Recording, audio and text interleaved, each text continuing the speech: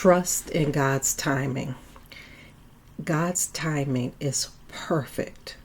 What throws God's timing off and makes it seem imperfect is when you do not follow God's direction step by step in a given moment. When God tells you to do something, write it down, put a date to it, maybe even a time to it, and be sure to follow through. The more you listen to and obey God's voice, the more He will speak to you. And it is imperative when you are looking for the fulfillment of the promises of God, it is imperative that you do what He tells you in a moment, in any given moment. Many times when He tells you to do something, it is not going to make sense. But because God has that aerial view, He sits high, He looks low on us, but He sees everything. He sees everything that impacts us, everything that is about to impact us.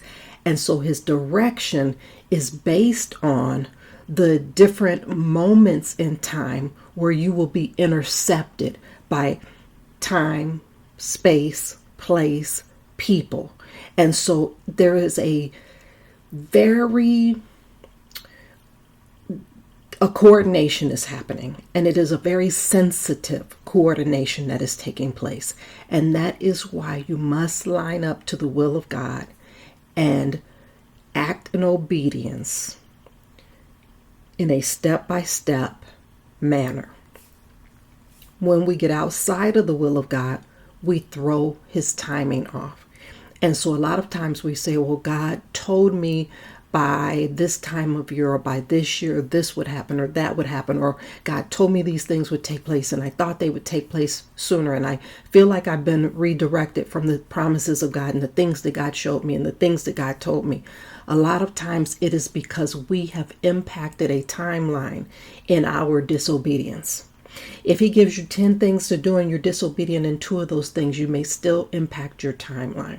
So what I am imploring you to do is to be as obedient as possible. And when you realize, if you step out of obedience, as soon as you realize you stepped out of obedience, repent and get back on track. And the more you do that, the more sensitive you will be to hear His voice also. And so the sensitivity comes from obedience. The sensitivity to God's voice comes from when we are not obedient, realigning ourselves in obedience, repenting, and getting back on track. You can do this. 2025 is your year. God is coming through like never before. Some of you have been waiting on some promises of God for 10 years, 20 years.